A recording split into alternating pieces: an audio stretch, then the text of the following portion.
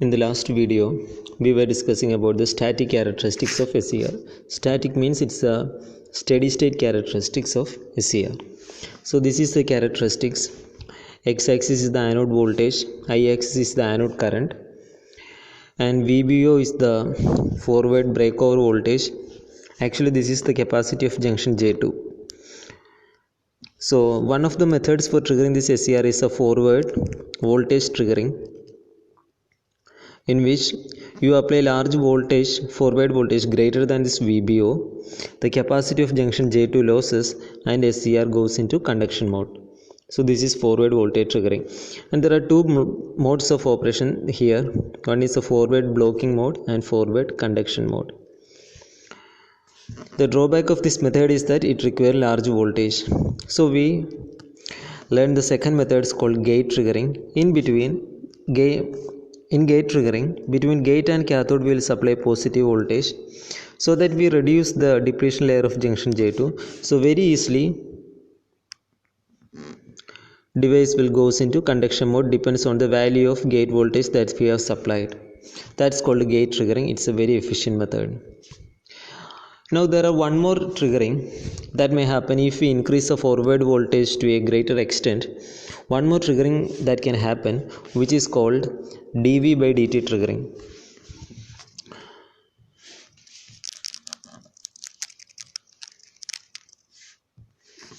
dV divided by dt. So what is dV? dV is the change in voltage and dt is the change in time. Which means, assume that you have an SCR here. This is a structure, PN device. This is anode and this is cathode. Assume that there is a switch. Just example I am telling. Assume that there is a switch and assume that you are going to supply 100 voltage to this SCR. Now when the switch is open, voltage across anode and cathode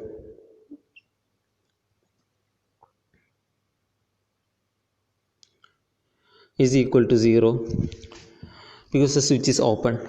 Now when the switch is on, instantaneously 100 voltage will be appearing across the anode. So anode voltage will be equal to 100. But this change from 0 to 100, initially it was 0 voltage.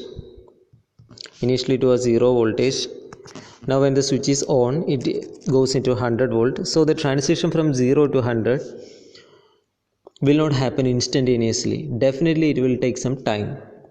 Okay, for example 1 microsecond. I'm telling this is equal to 1 microsecond.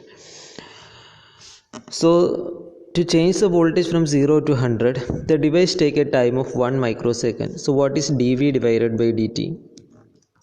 dV is change in voltage. So 100 minus 0 is dV, change in voltage. What is dt? It takes 1 microsecond. So 1 microsecond minus 0, that is 1 microsecond. So 100 divided by 1 microsecond is dV by dt. And we know that junction J1 and J3 are forward biased. Junction J2 is reverse biased. This is a junction which is reverse biased, junction J2. And we learned that in semiconductor physics, we learned that the reverse biased junction is associated with a capacitance called transition capacitance. All reverse biased junctions is having a capacitance called transition capacitance, and all forward biased junction is associated with a capacitance called diffusion capacitance. Okay, now assume that the transition capacitance of junction J2, just example values I am writing, assume that this is equal to C equal to 1 microfarad. Okay, now what will happen is that when you suddenly give a 100 volt, definitely there will be dV by dt is happening. Now what is the current flowing through a junction? That is always equal to, whenever there is a capacitance, the current is equal to C into dV divided by dt. So we have dV by dt magnitude is there. Along with this capacitance C of this reverse biased junction is there. It may cause a current I flow in the gate junction. Okay, assume that this I is equal to 1 microampere. And what will happen if this gate current, if this current is more than the required gate current to turn on the SCR. Normally in gate triggering, what happens is that between gate and cathode will supply voltage, which means some current is injected into the device. When that current is sufficient, SCR will turn on. That's the principle. But assume that by mistake this CV by dt, C into dV by dt causes a current I which is more than this current. What will happen is that unwantedly SCR will go into conduction mode. Okay, we don't have any control in this method. Whenever we apply forward voltage, due to this dV by dt and C, SCR may unwantedly trigger. So this type of method is called dV by dt triggering, but it's not very reliable. The problem of this method of triggering is that it lacks controlling. So we have to devise some methods to protect this SCR from dV by dt also, that we've learned in some other classes. So this is actually dV by dt. Okay, now coming back to our characteristics.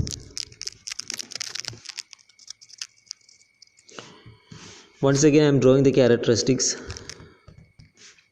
VA and IA, anode voltage and anode current, and this is VBO.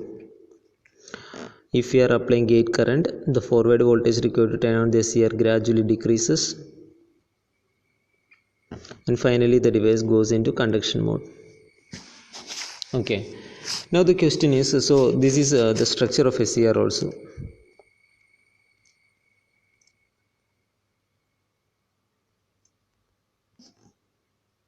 Gate, cathode and anode. Now we have applied a forward voltage between gate and cathode to trigger this SCR. So this is one gate value Ig1, this is another gate current Ig2, this is another gate current Ig3. As the magnitude of this current increases, the voltage required to turn on the SCR also decreases. That's the principle.